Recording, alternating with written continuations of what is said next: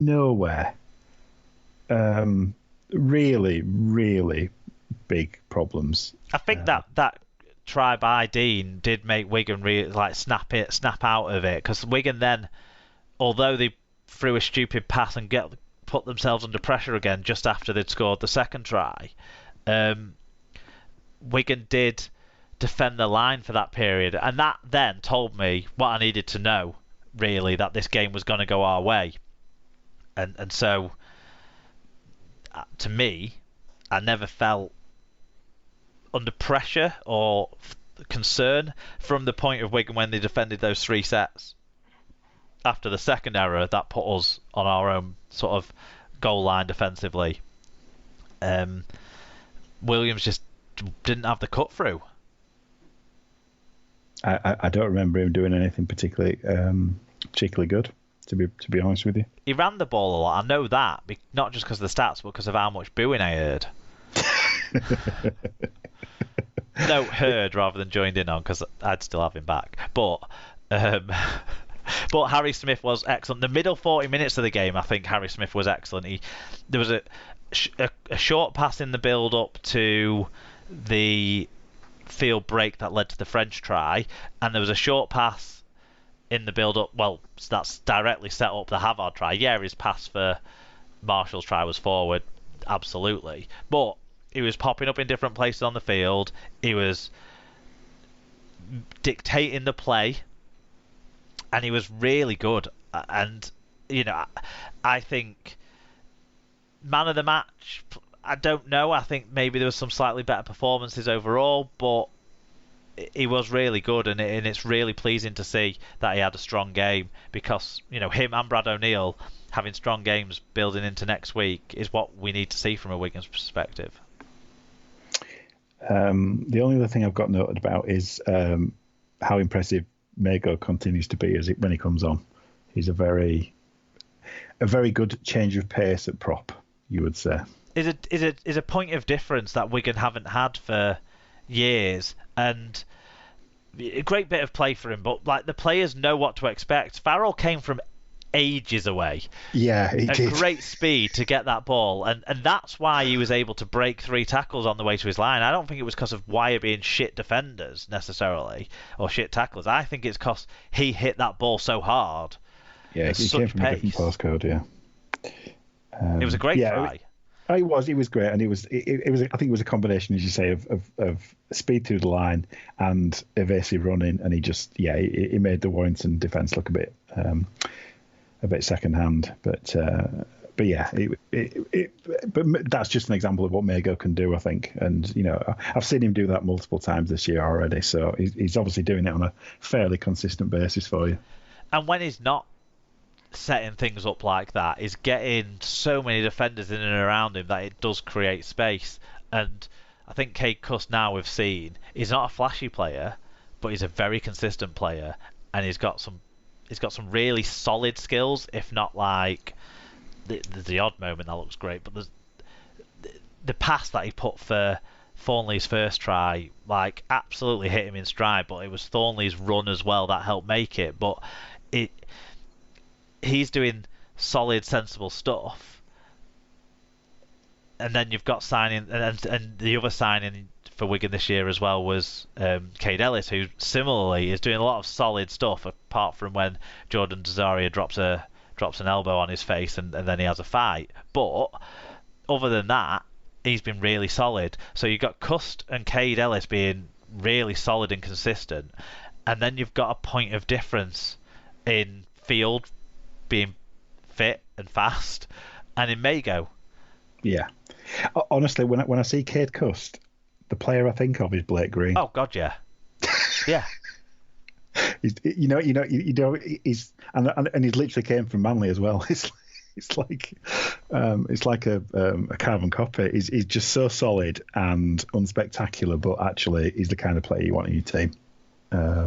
Yeah, very impressive. Let's move on to the last game of the round then, Hull FC versus Toulouse. Even though the scoreline doesn't indicate direct symmetry, I think there was some symmetry in the way the halves went. But it was 26-6 at half time, so game over. 48-12 by full time for Hull FC, so the fans will have enjoyed that. 11,308 of them there. That's a good crowd for a foregone conclusion potentially match. Marcus Griffiths was the referee. In terms of the team stats, Hull made nearly 800 metres more than Toulouse, who fell below 900 metres. Hull also had a much better average gain and 5 more breaks. They made fewer errors, had a 2.2% better team tackle success rate. Toulouse falling below 90% in that number. That means he hit the dreaded sub 1,000 metres, sub 90% tackle success double, and that's why you get hammered. Yeah, for Hull FC, Connor Wynn with 3 tries, 5 tackle busts, 176 metres and 3 clean breaks. Manu Mao with a try assist, 6 tackle busts, 170 metres and 3 offloads. Liggy Sao, 10 marker tackles, 6 tackle busts and 142 metres. And Carlos Tumavave with 3 try assists, 6 tackle busts, 128 metres and 3 offloads. And for Toulouse, the only player that meets the mark is Andrew Dixon with 45 tackles, 10 of which were from marker. Yeah, good turnout from Hull in the stands, good turnout from Hull fans in the fan reviews as well. Always in our shadow said, more hookers than an East Hull boozer, but it worked. All played their part. Liggy throwing 30-metre passes, 2 hat-tricks, fun in the sun and never in doubt. B. Dawson 1902 says, other than the 2 hat-trick scorers, Mao and Tumavave were the standouts for me. Bamford looks impressive on debut and got a try. We really look good at home for the first time in ages. So if we can pick up a few more wins on the road, I don't see why we can't grab 4th spots. A few disappointments were the errors and discipline, especially from Evans. And if Connor brought his kicking boots, we'd have had 50.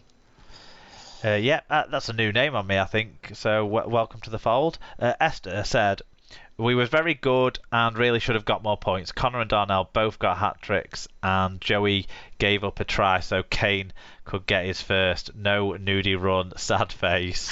Yeah, we'll get to that. I'm not on board with that. Joshua's granddad said, scrappy start to both halves, conceding a try in each, but then it was comfortable sailing and a question of how many points could a previously misfiring attack could get. Pity Gale and Grubb's back next time out. It was like a Christmas song, 5 prop forwards, 4 hookers, 3 fullbacks, 2 points in the bag, and a snake at fullback. Yeah, the 5 days of FC. So I'm guessing then Balmforth's a hooker, because I was wondering what's his sort of position. But that makes sense. He must be the 4th one then, with Lovadua, Johnston, and of course, yeah, mate. Sarah McKenzie said, a very makeshift team, but we grafted well and produced some great tries. 2 hat-tricks and some nice ball playing was a stark contrast to the grit needed to beat Catalans last week. Great to see both sides of the team too. Manu and Liggy, both very impressive. I'll be honest with you, I don't really have a lot to say about this one. The only thing I would say is I'd caution reading too much into FC's form by the performance against Toulouse, because it didn't, other than 5 minutes at the start of each half, it didn't really feel like they were in it. And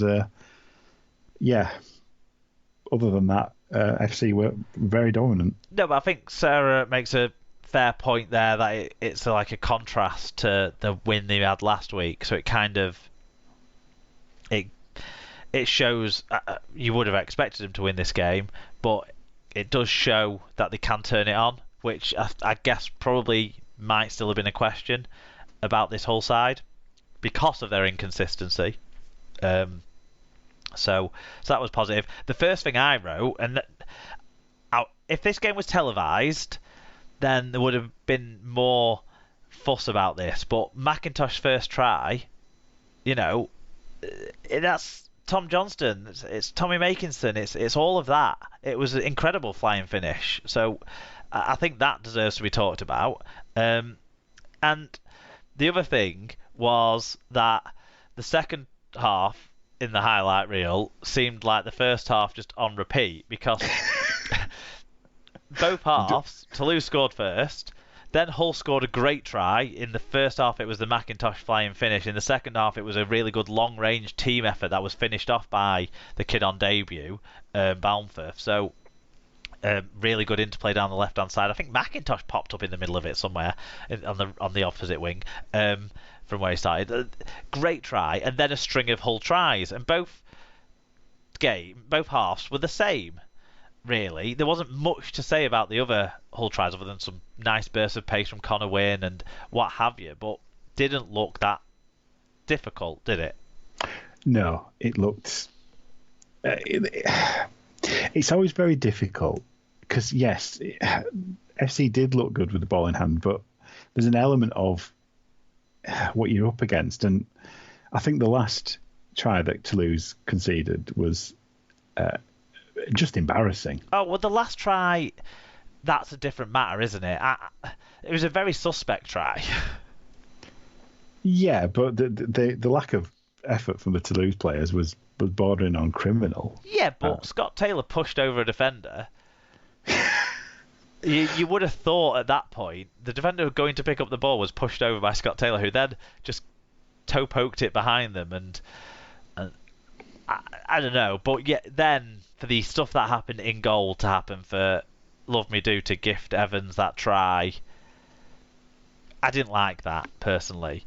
Those of you who haven't seen it, basically after the schmozzle, the ball came out of it. Lovadua picked it up, didn't he, basically, and ran to behind the sticks, and then just handed the ball to Evans to put it down to score the try.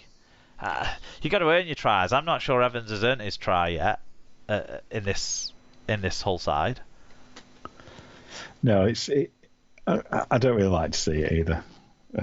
If it was like Manu Mao making 170 metres, setting up tries for other people, running through brick walls, having an awesome stormer of a game that you sort of thought deserved to get on the score sheet, that might be a slightly different thing. But even then I'd feel a bit icky, but yeah. Yeah, I mean, honestly, yeah. Regulation. FC will be happy with the points scored and a bit of flow in attack, but yeah, it's Toulouse just they look as far away as ever this week. They do, and we'll talk more about Toulouse, I suppose, in the second sort of spell of the season when they've got another playmaker and hopefully maybe some better fitness and some better combinations and what have you. For Hull FC, one thing is, there'll be players who gain a lot of confidence from this, but what they have to do is maintain that because they've been so inconsistent. Yeah, well, that's FC are consistently inconsistent, and that's been the case for years, unfortunately. So, that's their biggest challenge. They do have players who are capable of very good performances on a regular basis. They just need to make it not every other week. Yep. Do you want to take us through the standings? Yes. So St Helens are top on points difference. They and Wigan both have 18 points. Catalan are in third on 16, and FC are fourth on 14. Huddersfield fifth on 13, and KR are now sixth on 12. Warrington and Castleford are outside the top six, both on 10. Leeds have risen to ninth, now on 7 points. Salford and Wakefield both have 6, and they're both comfortably ahead of Toulouse, who are on 2 points. I think the shape of that kind of is looking a bit more like we might have expected pre-season, with Salford and Wakefield being just ahead of Toulouse at this stage of the season. So we'll see how that pans out. Warrington are the big surprise for me. I had them in the top 3. I thought they might have had a good regular season and then faded in the playoffs like Daryl Powell's teams tend to do, but it turns out that the fading has happened at the start. But outside of that, and Wigan are a little bit higher than I expected as well. So, but every team's played each other once now, and we've got a decent handle on what we've seen, haven't we? We know Huddersfield are looking like a playoff side, and we know Warrington and Castleford are still finding themselves under their new coaches. Yeah, I would say we are. The table has reached a level of equilibrium now. I don't think anybody can really. I think Leeds are slightly fortunate to be up to ninth on balance, but yeah, generally speaking, I think you can't argue with the table as it stands. No. Ben Crooks is a stat line of the week. 6 tackle loss, 264 metres, 2 clean breaks. That's a big number, 264.